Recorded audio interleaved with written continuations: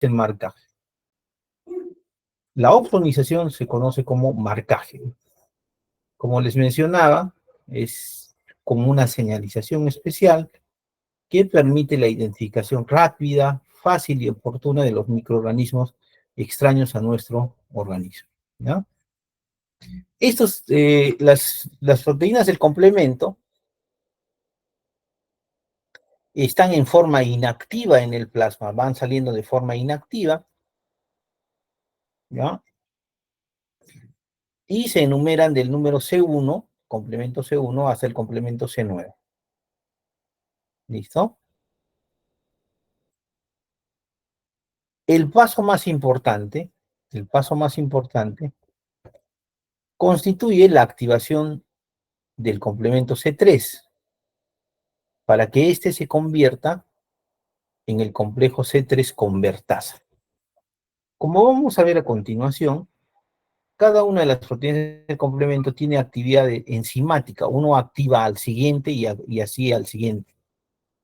Eso genera finalmente un complejo que es el que va a realizar el ataque de membrana.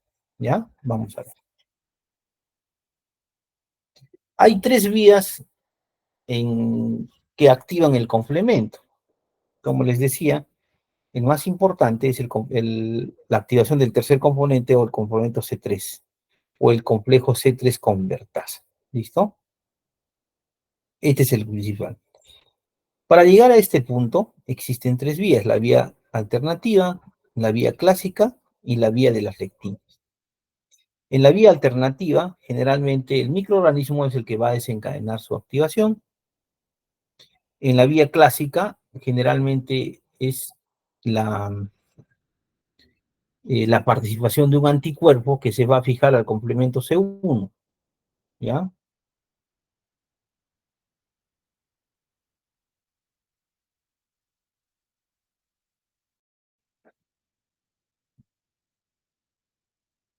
Y finalmente, la tercera vía, que es la vía de las lectinas, que utiliza algunos segmentos como la manosa, por ejemplo, o las lectinas de unión amanosa, la vía de las lectinas, para poder activar el complemento C3, ¿ya? Como les decía, el paso fundamental es esa activación de esta enzima, al final es un complejo C3 convertasa, que va a proceder a la activación del siguiente componente, que es el C5. El C5 ya va a unirse al C6, C7, C8, C9 y va a formar finalmente el complejo de ataque de membrana, causando la lisis por explosión del microorganismo. Pero además de esto, a partir del C5 se va a producir también, las moléculas de complemento van a optimizar, digamos, la fagocitosis, ¿ya? Y van a amplificar la respuesta inflamatoria, produciendo más reclutamiento de células en el sitio de la inflamación. ¿Listo? Al final, el reclutamiento de más células genera la destrucción de más microorganismos por los leucocitos, se optimiza la fagocitosis y se produce lisis a cargo del complejo de ataque de membrana. Por lo tanto, ¿cuáles serían las funciones del complemento? Lisis de microorganismos, opsonización o marcaje de microorganismos, activación y amplificación de la respuesta inflamatoria con más reclutamiento de células, y finalmente la depuración de los complejos inmunes. Ya hemos dicho que complejos inmunes son la unión de un antígeno con su anticuerpo. Quien solubiliza estos complejos es el complemento, ¿ya? Veamos entonces, la vía clásica, como hemos dicho, depende de un anticuerpo que es el inicio de la infección, o la IgG o una IgM, que se va a unir al complemento C1, este va a unirse al C4 y al C2 y va a formar finalmente el C4b2b, que es el complejo C3 convertasa. ¿Listo?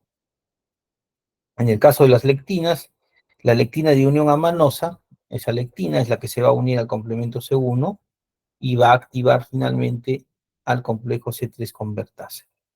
¿Ya? En el caso de la vía alternativa, los polisacáridos, fíjense ustedes, de la pared celular de los microorganismos es el que va a generar la activación directa del complemento C3b. Se asocia el factor B y el factor D tisular y promueven finalmente la síntesis del complejo C3 convertasa, ¿ya? Estos a su vez van a actuar sobre el complemento C5, formando el complejo C5 convertasa, que va a adicionar finalmente los residuos de complemento C6, C7, C8, C9, creando finalmente al final la vía final, ya sea vía clásica, vía de las lectinas o vía alternativa, el complejo de ataque de membrana. ¿Listo? Veamos en la vía clásica, ¿no? Ver cómo es que finalmente se adosa el complemento a la pared celular. Fíjense ustedes, jóvenes, que actualmente el complemento es una de las, digamos, de las mediciones laboratoriales que se utilizan cuando hay procesos inmunitarios, lupus, artritis reumatoide, vasculitis, por ejemplo, ¿no? Donde ahí se hace el dosaje de C3 y C4, ¿no? Si hay consumo de C3 y C4, indudablemente lo que está diciendo es que hay una activación de la inflamación, ¿ya? Hay una activación profunda y una amplificación de la respuesta inflamatoria por consumo de C3 y C4, que eso es lo que clínicamente se pide en los casos de las vasculitis. Una, por ejemplo, una poliangiitis microscópica, la enfermedad de Churri-Strauss, por ejemplo, ¿no? En esos casos, la granulomatosis de Wegener, por ejemplo, ¿no? ¿Qué se pide para saber si hay actividad de la enfermedad? Es simplemente pedir complementos C3 y C4. Entonces veamos cómo es que se consume por qué se consume, por qué baja su nivel sérico, digamos, de estos elementos, ¿no? Veamos entonces. Según la vía clásica, por ejemplo, viene una infección, esa infección genera una respuesta inmune innata. Como les mencionaba, la mayor parte de linfocitos B nacen produciendo inmunoglobulina E, perdón, inmunoglobulina M, ¿ok? Y esa es la que o inmunoglobulina G, pero más la M, y eso va a hacer de que se fije al complemento C1. En esta diapositiva ustedes están viendo al complemento C1. Como verán, el complemento C1 está compuesto por tres elementos. Primero, está compuesto por 6 eh, elementos que corresponden al C1Q. O sea, el C1 tiene C1Q, C1R y C1S. El C1Q es el elemento de sostén, de anclaje, digamos, miren, que está compuesto por 6 moléculas de C1Q. ¿Ok? Adosados a ellos vamos a encontrar el C1R que es el anclaje, y el famoso C1S. Presten atención, este C1S en el complemento C1 va a tener en su porción distal cerca de 87.000 kilodaltons de peso, ¿no? Y va a tener una actividad activa de una enzima que en realidad es una esterasa, ¿no? Esta esterasa es la que va a catalizar, una vez que se una con la inmunoglobulina M o una inmunoglobulina G, se va a activar y va a catalizar al complemento C1Q y va a cambiar su configuración, ¿ok? Y eso va a hacer de que este catalizador haga de que el complemento C1, el C1Q, se fije a la pared celular del microorganismo, ¿ya? Miren, tenemos una superficie bacteriana, digamos. En esta superficie bacteriana vamos a encontrar determinados antígenos. En esos antígenos es que se va a fijar la principal molécula que les decía, que es inespecífica, ¿no? Que es inespecífica, que es la IgM. La IgM anda como un pentámero, así como lo ven ustedes, y entonces es importante su forma porque va a empezar a anclarse a varios antígenos en la pared del microorganismo. A diferencia de la IgG, si es una IgG, miren, la IgG solamente anda en forma de monómeros, entonces la porción FAB se va a unir a los antígenos en la pared de esta forma, de esta disposición. Fíjense ustedes en un solo plano cómo es que se fija el pentámero y cómo se fija el monómero de IgG, ¿ya? A los antígenos del microorganismo. Sin embargo, sin embargo, una vez que ha ocurrido esto, ¿ya? Que ha fijado, digamos, hacia el antígeno de la pared por el pentámero o monómero, ¿ya? Inmediatamente se va a unir el complemento C1, sobre todo el C1Q, ¿ya? En la parte de unión al complemento. Miren ustedes, en esta zona de unión al complemento, ¿ya?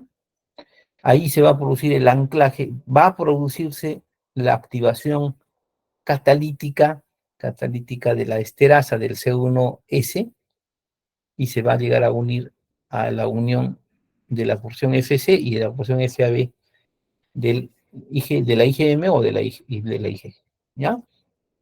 Este proceso es muy importante ya que va a fijar casi de forma definitiva a la pared bacteriana. Entonces acá está, una vez que se ha conseguido que el complemento C1Q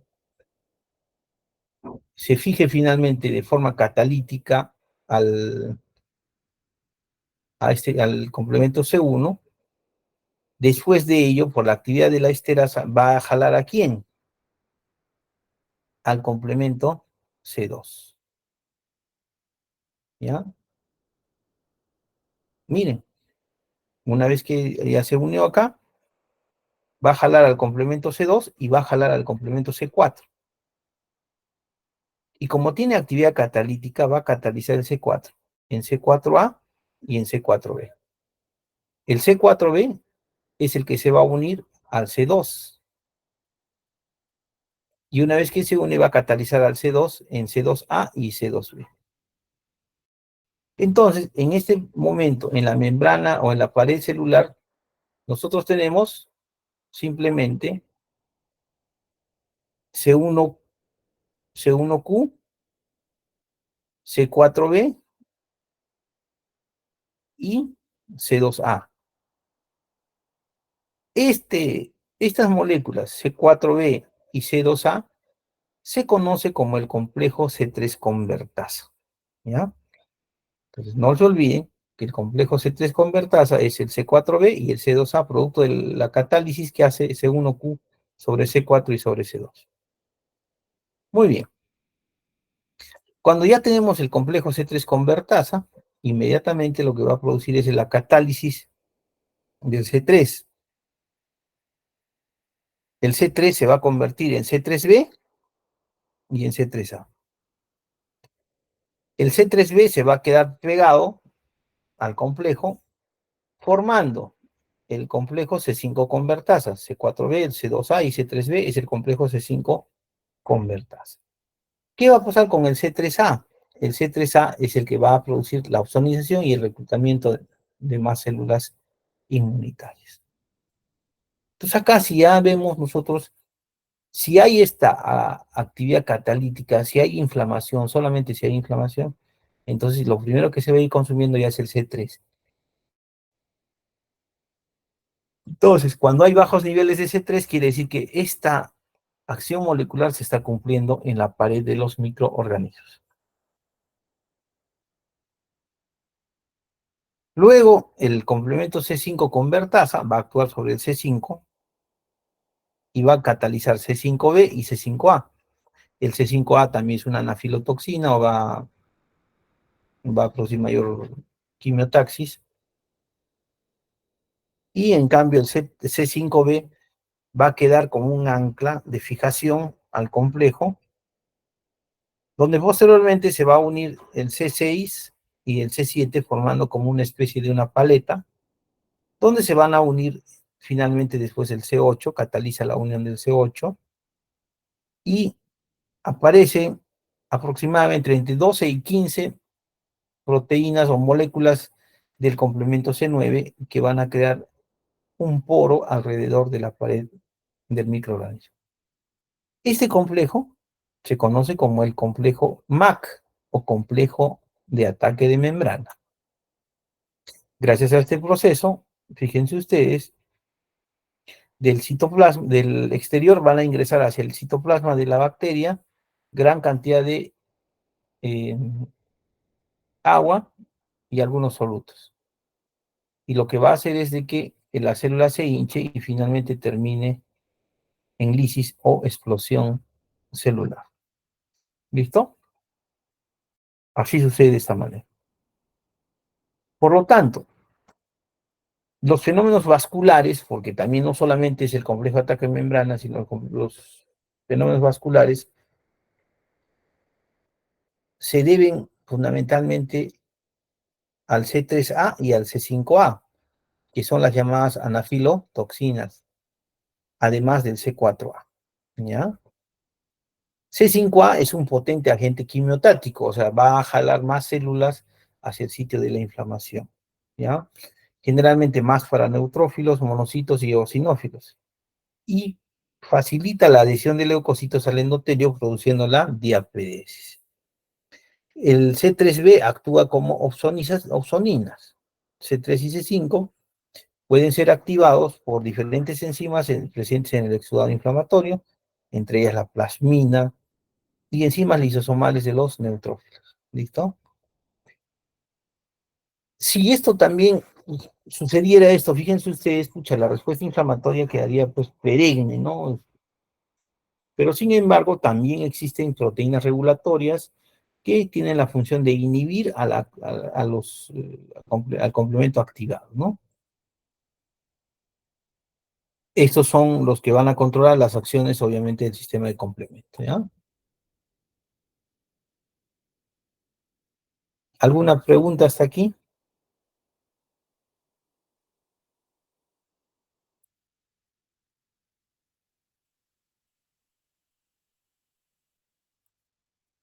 Ah, sí, doctor, una consulta. Sí, sí, sí.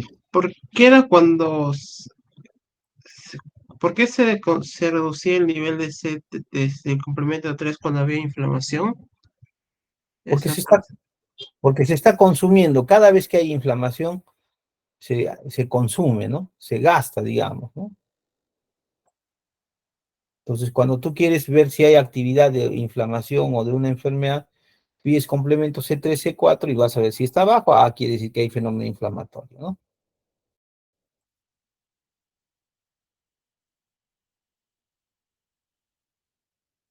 Ah, gracias, doctor.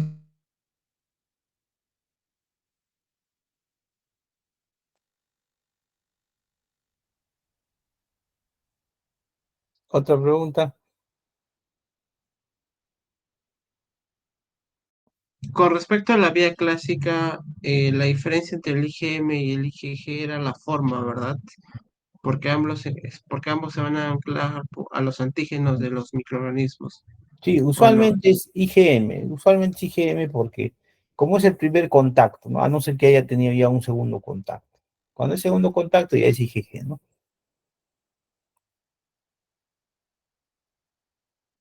¿Listo? Muy bien.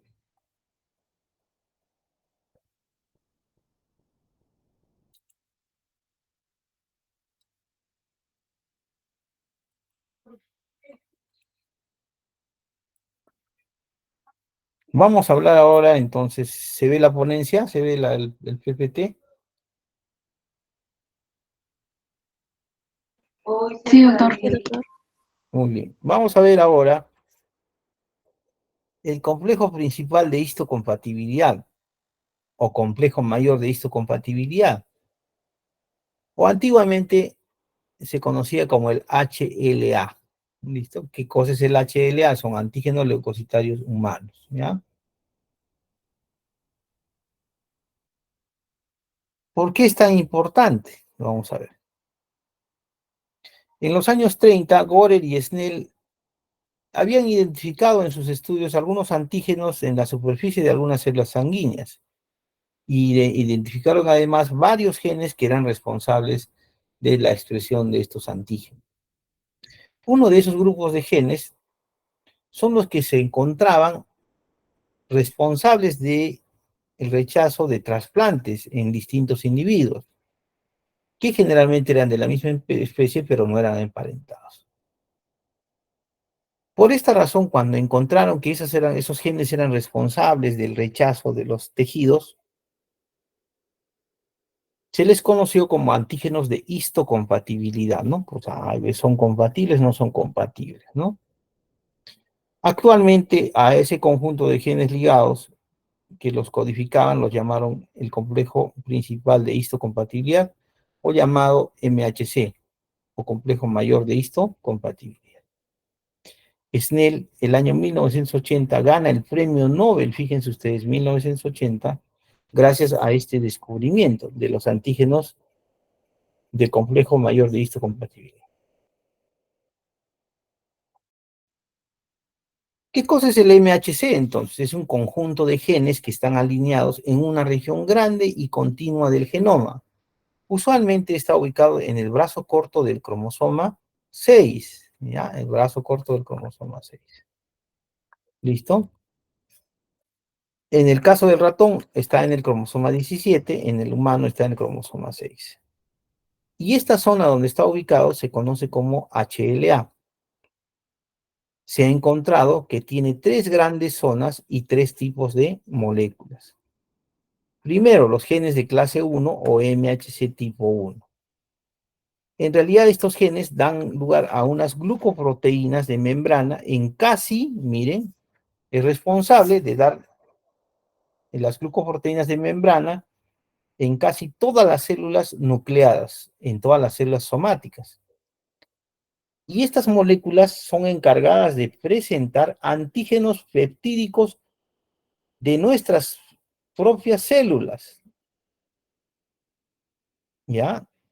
A los linfocitos T citotóxicos. Fíjense ustedes, ¿ah? Son responsables de presentar antígenos peptídicos de células propias alteradas a los T citotóxicos. Recuerden que el linfocito T citotóxico como que es el barredor, ¿no? O sea, el que le tienes que responder bien.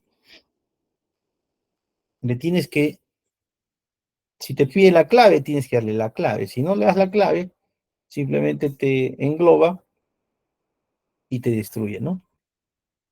Entonces, todas las células, por lo tanto, todas nuestras células somáticas deben tener su MHC tipo 1. ¿Listo? Ahora, después viene el segmento donde están los genes tipo o clase 2, ¿ya? O el MHC clase 2. Acá está, miren, vamos a ver ya. Este es el cromosoma 6, acá está el cromosoma 6, ¿sí? Acá está el centrómero, estamos en el brazo corto, pues decía brazo corto del cromosoma 6, en esta región 60, 21, 31, ahí vamos a encontrar el MHC clase 1, el más grande, el clase 3 y el clase 2. En amarillo, acá está el clase 1, que es lo que decimos, son glucoproteínas que sirven para presentar antígenos propios. Ahí está el MIC-A, el MIC-B, el HLA-B, el C, el HLA-E, el A, el G, el F, ¿listo? Y ahora estamos viendo las moléculas MH clase 2 que están acá. Aquí vamos al el DQB1, el DR3, el DR4, las moléculas TAP, ¿sí? Todo ese tipo de genes están ubicados en clase 2.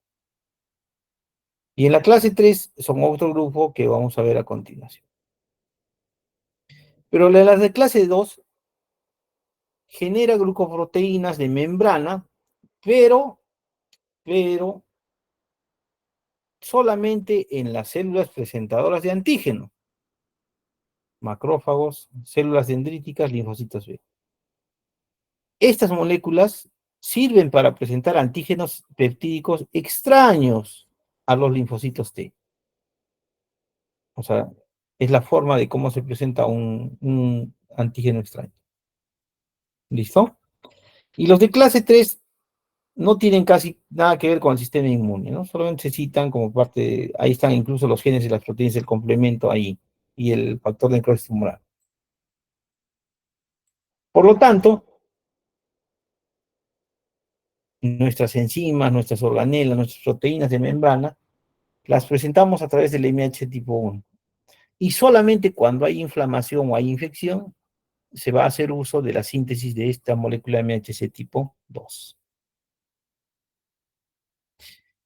En forma cuaternaria, ¿cómo es la configuración de estas moléculas? ¿Qué hacen estas moléculas? En realidad son receptores que van a servir para presentar antígenos.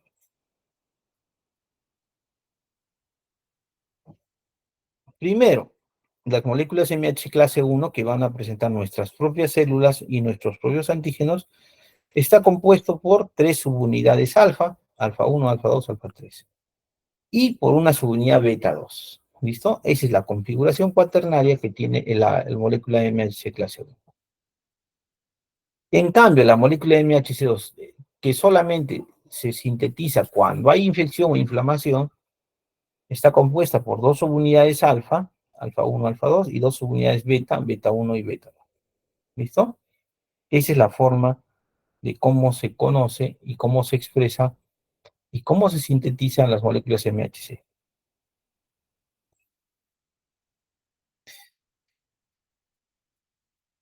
En la forma, en el modo de 2 dimensiones, bidimensional, la MHC tipo 1 tiene esta configuración.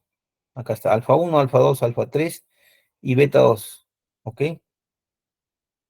Pero, fíjense ustedes, entre la unión del alfa 1 y el alfa 2 va a ser el sitio de unión al péptido antigénico que se pretende presentar.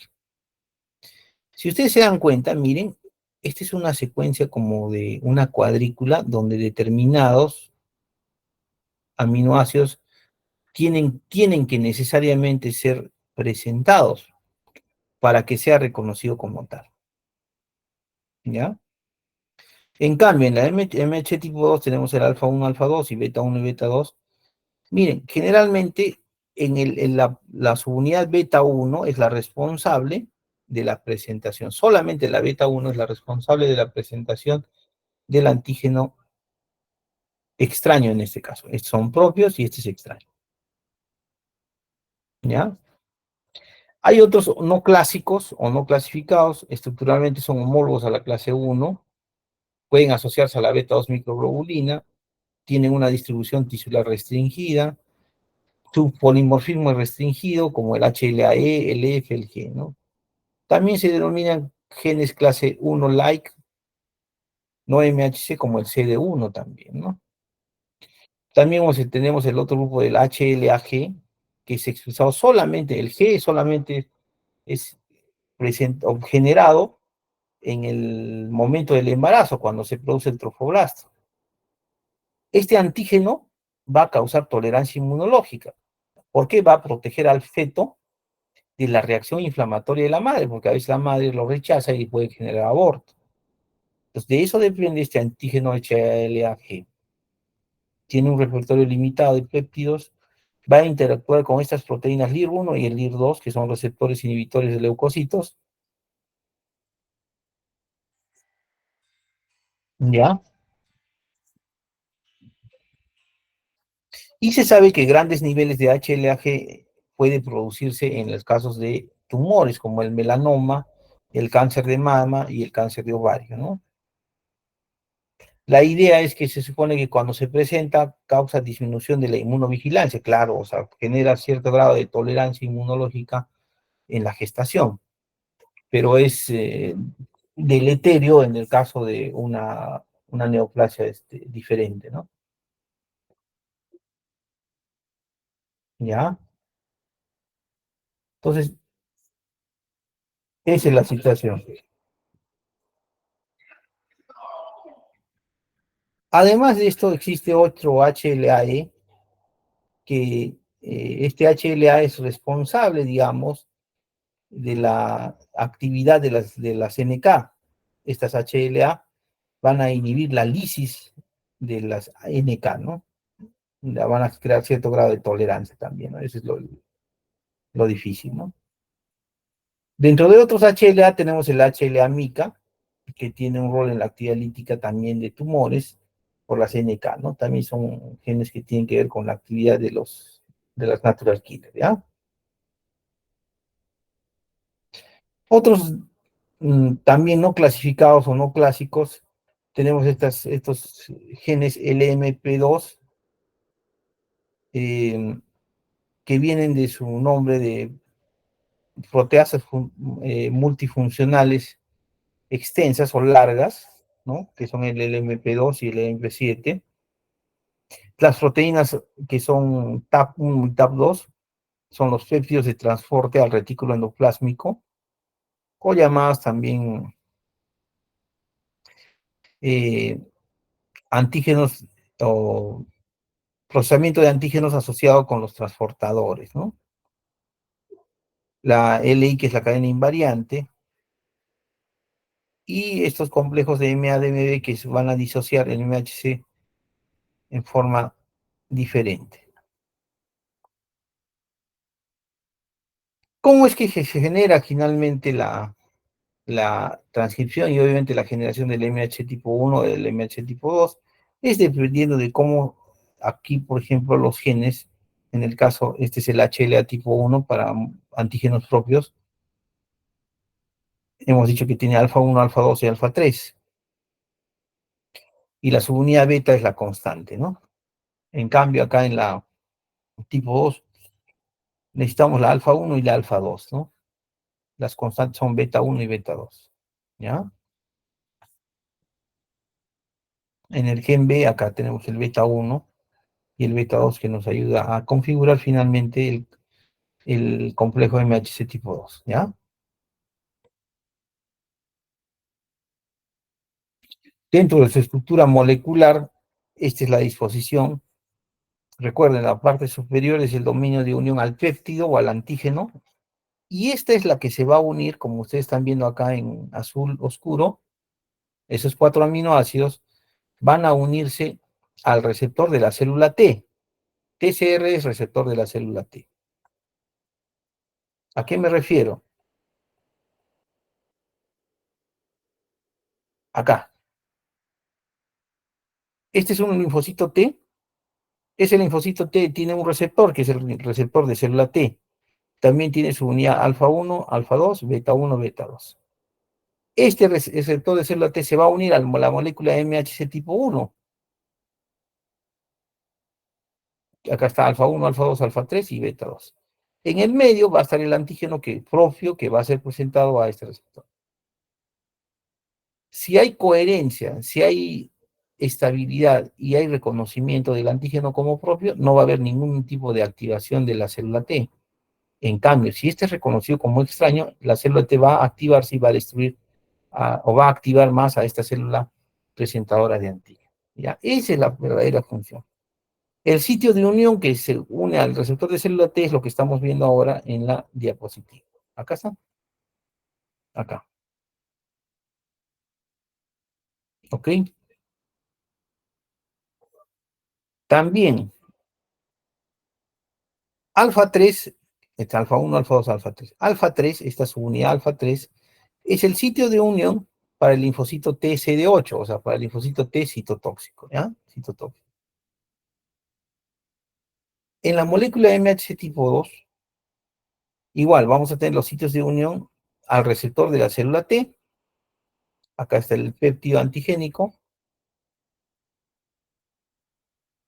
En cambio, la subunidad beta 2, ya no la alfa 3, es la que se va a unir a quién? Al receptor del linfocito T CD4 o linfocito T helper. Al linfocito T helper. ¿Listo?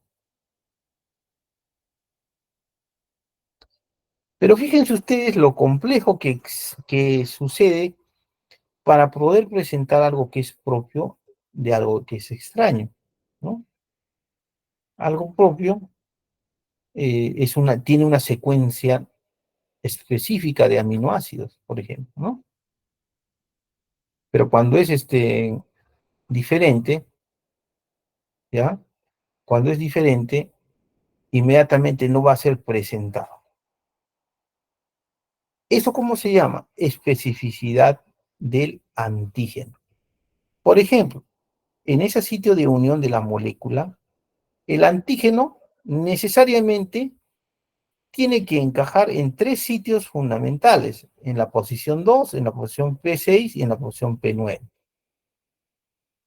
Por ejemplo, isoleucina, leucina y valina, digamos. El antígeno que vamos a presentar, por ejemplo, que sea la 21 alfa hidroxilasa. A ver, muchachones, a ver si están despiertos. A ver.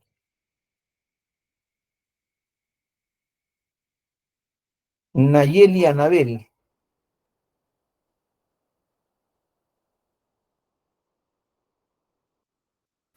Sí, doctor. Hola. Buenas ¿Te noches. acuerdas, ¿te acuerdas qué acción hace la enzima 21 alfa hidroxilasa?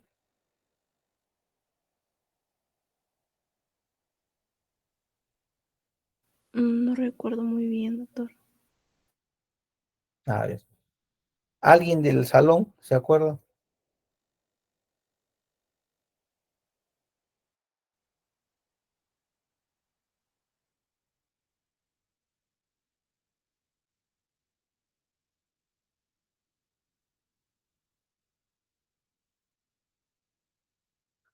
A ver. Creo que tiene que ver algo con cómo se llama esto, el cortisol, o sea, por la parte de cómo se llama esto del déficit que tendría, de la parte de cómo se llama esto de la enzima 21 que está mencionando.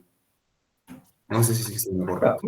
Más o menos. La enzima 21 alfa hidroxilasa es una de las principales enzimas que se utiliza en la síntesis de los corticoides a nivel de la glándula suprarrenal. ¿Ok? Recuerden que la glándula suprarrenal tiene la capa fascicular, glomerular y reticular. Sobre todo en la glomerular, ahí va a generar eso, ¿no? Entonces, es atacada sistemáticamente porque se va a producir un anticuerpo dirigido contra la enzima 21 alfa hidroxilasa. Y de esta manera la va a destruir. ¿Ok? Se supone que esta 21 alfa hidroxilasa, que es la que estamos acá presentando, o sea, la que presenta las células de la glándula suprarrenal al linfocito T, ¿ya? Debe tener esta secuencia en la cual tiene isoleucina, leucina y valina, por ejemplo. No debe fallar. ¿Ok? ¿Qué pasa si por una mutación esa enzima, la 21 alfa hidroxilasa, en vez de tener isoleucina, leucina y valina, tiene glicina en posición P9? Entonces ya no la reconoce como un patrón normal, un patrón habitual, un patrón conocido, un patrón propio. ¿Ok? Entonces, como no lo reconoce como un patrón propio, entonces la empieza a atacar y la empieza a destruir. Destruye todas las células que tienen 21 alfa hidroxilasa, es decir, las células de la glándula suprarrenal. Y va a causar una inflamación que se llama adrenalitis. Y la adrenalitis termina en fibrosis, creando la llamada enfermedad de Addison. ¿Ya? Enfermedad de Addison. ¿Listo? Entonces, miren, estos determinantes antigénicos, estas secuencias son vitales, vitales para su reconocimiento. Normalmente ocurre, por ejemplo, ¿no? ¿Qué pasa si este antígeno es, ahora vamos a ver en la MHC tipo 2? Bueno, vamos a ver en la MHC tipo 2. Aquí, por ejemplo, estamos presentando una secuencia, ¿no? De la molécula de QV1, en el caso de la molécula de la insulina, ¿no? la cadena beta de la insulina, por ejemplo, donde hay una secuencia en P1, P6 y P9 que debe ser reconocida como tal. Al no ser reconocida, va a causar ¿qué cosa? Una insulitis y va a generar la diabetes tipo 1 por destrucción de la célula beta. Entonces, ¿qué quiere decir? Que existe una combinación de secuencias que nos van a permitir que tengamos la posibilidad de tener múltiples determinantes antigénicos a ser reconocidos por las moléculas MHC. Si son propios, MHC tipo 1. Si son extraños, como bacterias, virus, hongos, parásitos, mediante la secuencia de MHC tipo 2.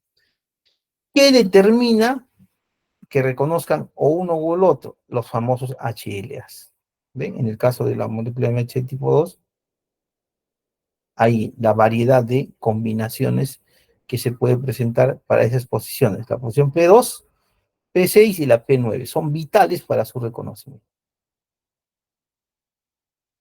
Dice que cada célula nucleada puede tener 100.000 moléculas de los diversos, puede tener más de 100.000 moléculas MHC tipo 1, claro, presentan pues sus organelas, sus enzimas, sus proteínas, su ADN, todo, ¿no? Y cada variante de cada tipo puede reconocer unos 500 péptidos endógenos diferentes. Miren, cuando la célula es infectada por un virus, algunos de esos péptidos propios van a ser desplazados por péptidos procedentes del virus. También puede ser identificado de esta manera. ¿Ya?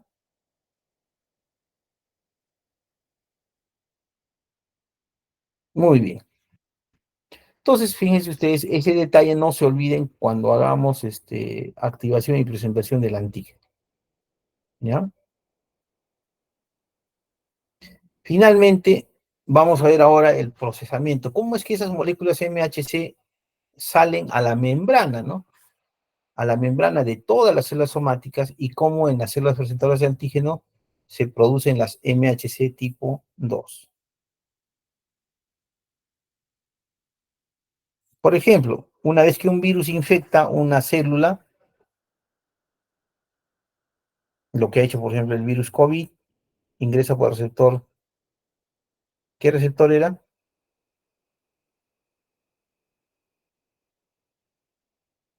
EK2, ¿no es cierto? Ingresa, se integra al núcleo y va a crear sus propias proteínas virales, pero sistemáticamente, si esta es una célula presentadora de antígeno, va a ir creando en el retículo endoplásmico, va a ir creando ¿qué cosa? Va a ir sintetizando una molécula MHC. Como este es un antígeno extraño, ¿qué tipo de MHC será? ¿Tipo 1 o tipo 2? Va a ser tipo 1. ¿Por qué? Solamente en los virus se produce MHC tipo 1 presentando un antígeno que es extraño, ¿ya? Porque es un antígeno diferente. En cambio, si es una infección externa, por ejemplo, por estafilococo, estreptococo, la matriz celular es ingresada por endocitosis, es tratada mediante el lisosoma, los péptidos son enviados a que se forme un MHC específico clase 2 solamente cuando hay inflamación, y luego es presentado de antígeno en la superficie, ¿no? Miren, dos formas diferentes de presentación mediante el MHC tipo 1, que es este de acá, y el MHC tipo 2, que está ahí.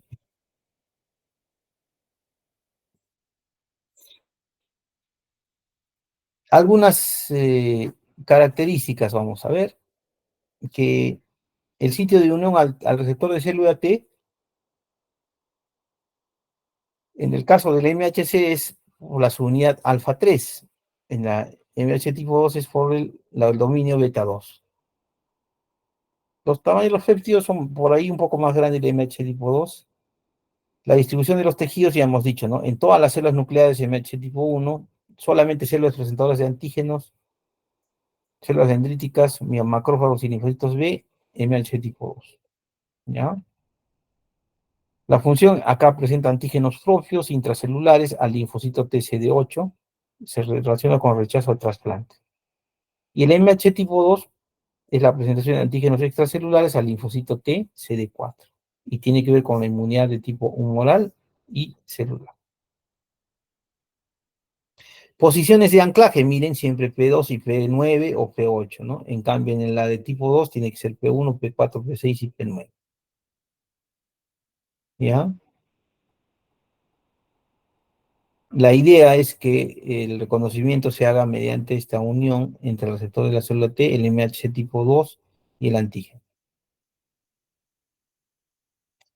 Para terminar, no olvidar que el complejo mayor de histocompatibilidad es poligénico, hay varios genes involucrados en el tipo 1 y tipo 2.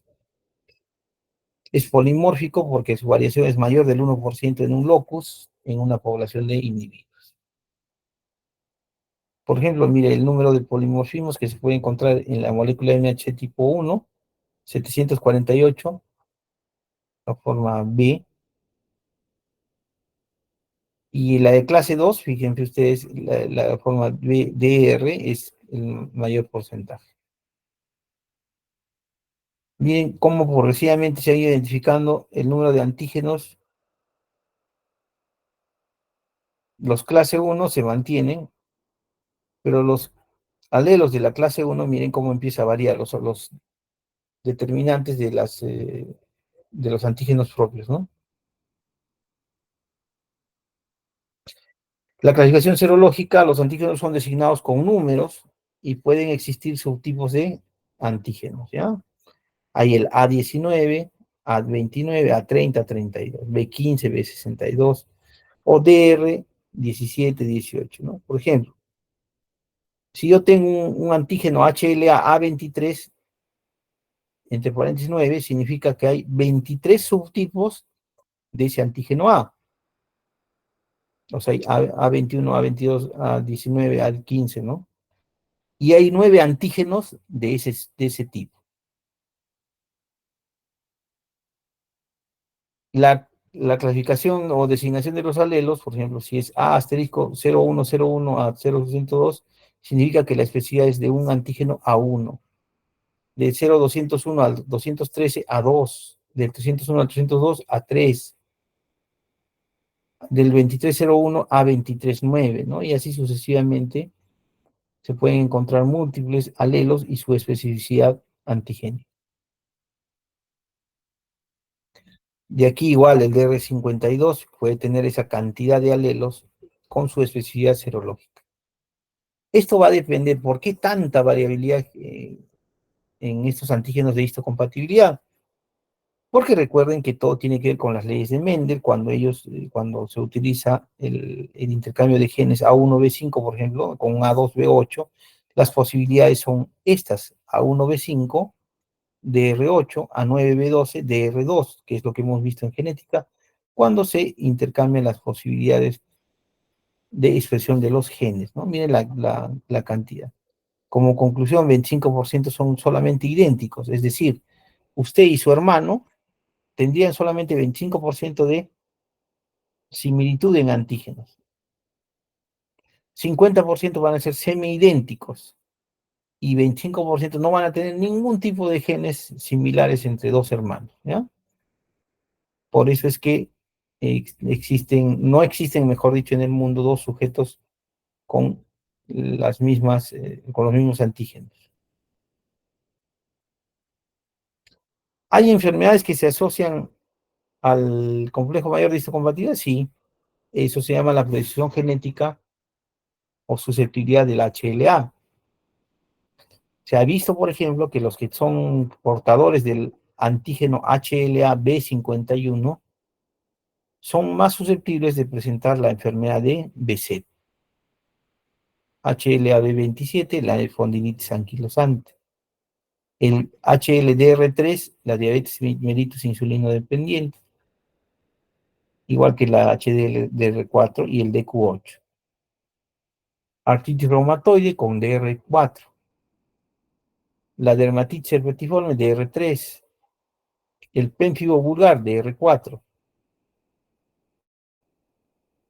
Miastenia gravis, DR3 y HLA-B8, la narcolepsia, la esclerosis múltiple y la enfermedad celíaca. ¿Ya?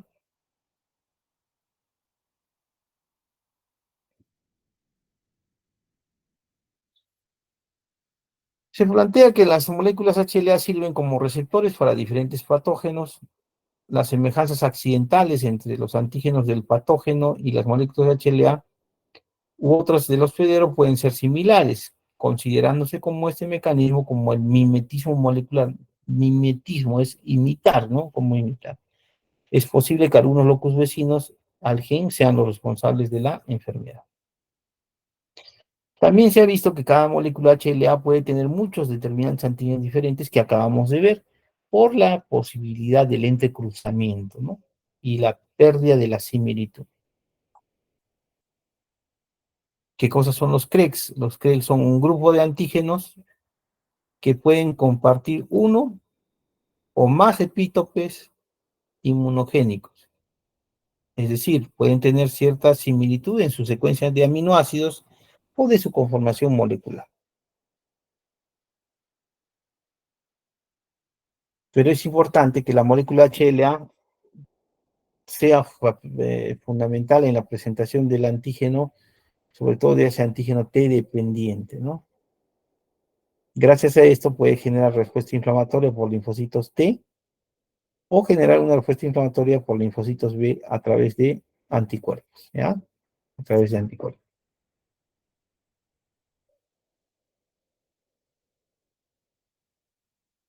El kit del asunto es que el reconocimiento de los antígenos va a suceder de esta manera, o la presentación del antígeno tiene que ver fundamentalmente con la presentación, en este caso, de una célula blanco o una célula epitelial con su molécula MHC que presente su antígeno propio, el cual debe ser reconocido por un receptor de célula T interactuando de forma ordinaria.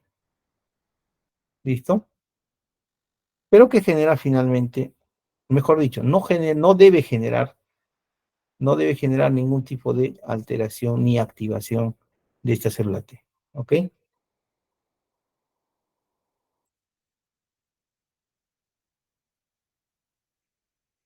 Muy bien. ¿Alguna pregunta?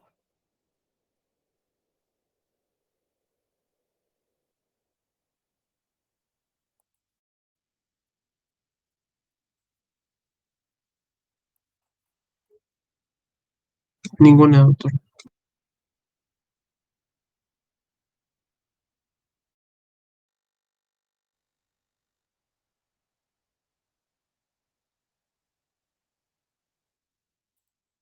¿Ha quedado claro entonces?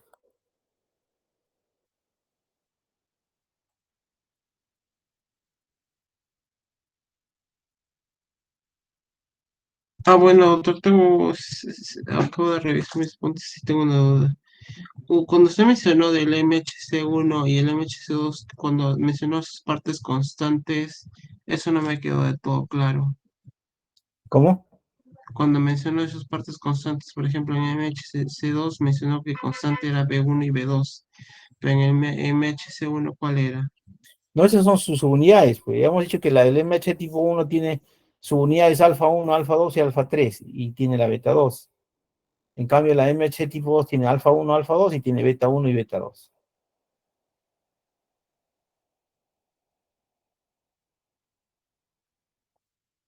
Ya, doctor, gracias.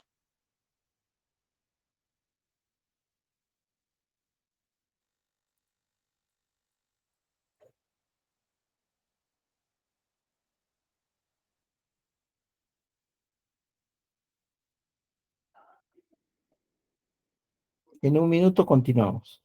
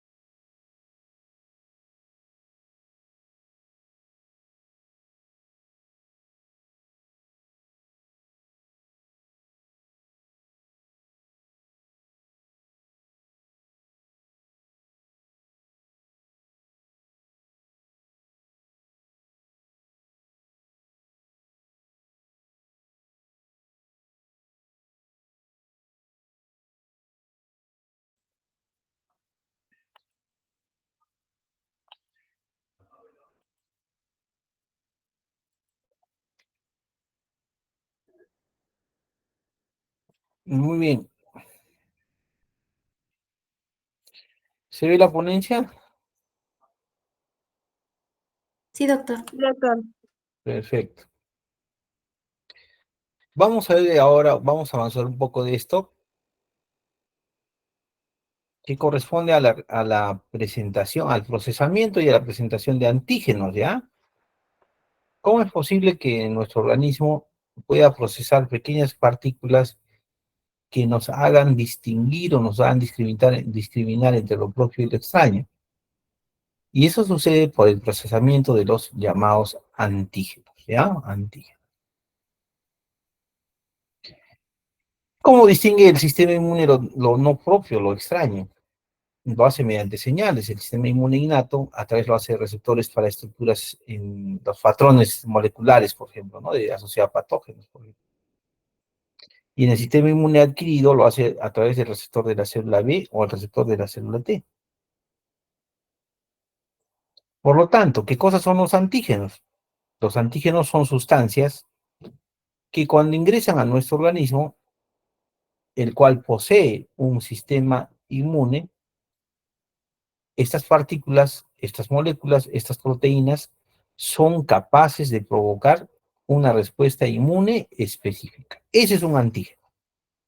Cualquier molécula, partícula, sustancia que es capaz de provocar una respuesta inmune específica y detectable, ¿no? Detectable. ¿Cuáles son las propiedades de los antígenos? Su poder inmunogénico y su o llamada antigenicidad, o la llamada también especificidad antigénica. Ambas cosas son las responsables, ¿ya? Son las responsables. ¿De qué depende el poder inmunogénico o inmunógeno del antígeno? Primero va a depender del carácter extraño, diferente, o lo que se conoce como exogenicidad, ¿no? Ahí tenemos los senoantígenos o heteroantígenos, que son de antígenos de otras especies, por ejemplo, de las aves, del equino, ¿no? De los cerditos, ¿no? Los aloantígenos. Los aloantígenos son de individuos de la misma especie, y los autoantígenos de nosotros mismos, ¿no? De nosotros mismos, ¿ya? Depende del peso molecular. Mientras más pesado sea, es peor, ¿no? Depende de la composición química también. Depende de la vía de administración y la dosis. Es diferente por vía endovenosa que la vía respiratoria. Y los coadyuvantes que pueden generar mayor inmunogenicidad.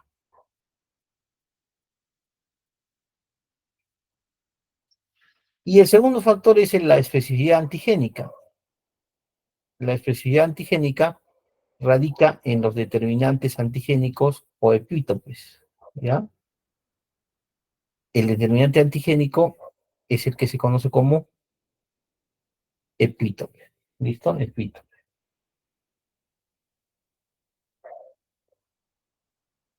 ¿Y qué cosa es un apteno? Un apteno es un antígeno que tiene especificidad antigénica, pero no tiene poder inmunogénico. ¿Ok? No tiene poder inmunogénico. Ese es un apteno.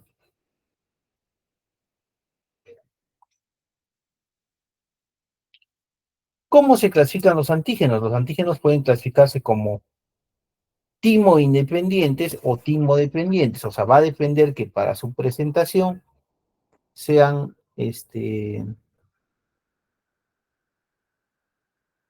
¿cómo se llama? Sean procesados o no en el timo o no. ¿Listo?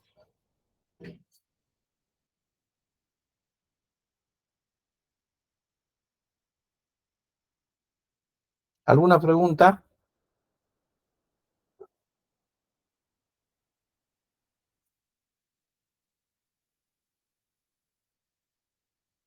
Por el momento no. No, profesor. No, doctor. Ah, ya.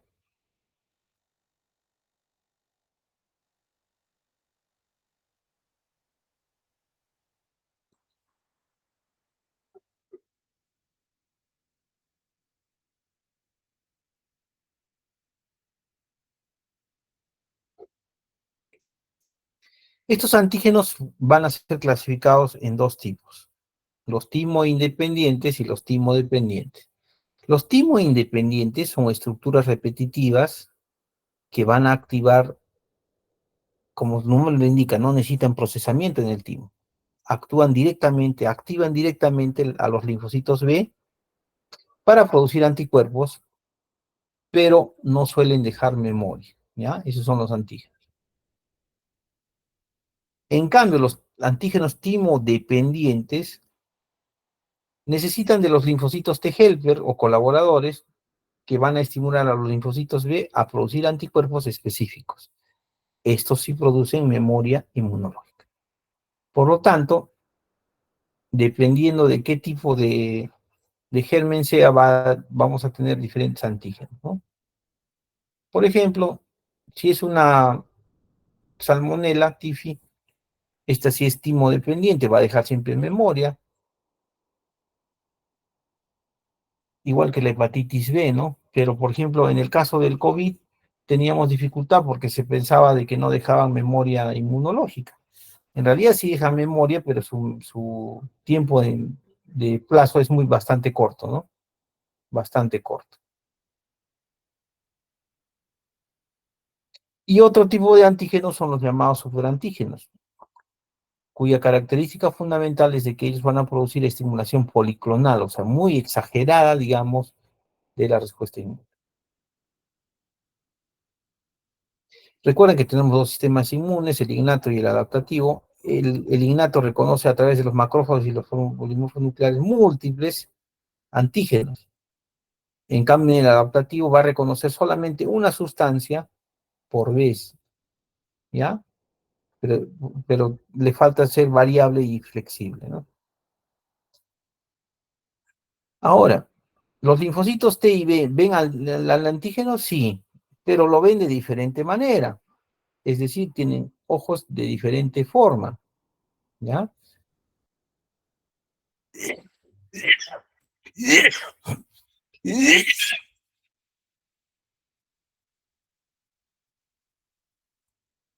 En el caso de los linfocitos B, solamente van a reconocer la forma de las moléculas tal cual se presentan, ¿ya? Solo la forma nomás.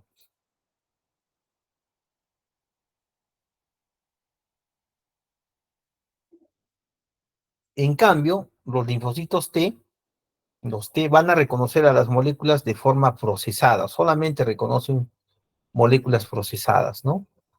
Y además solamente presentadas mediante las moléculas de histocompatibilidad mayor, ¿no? Como el MH tipo 2.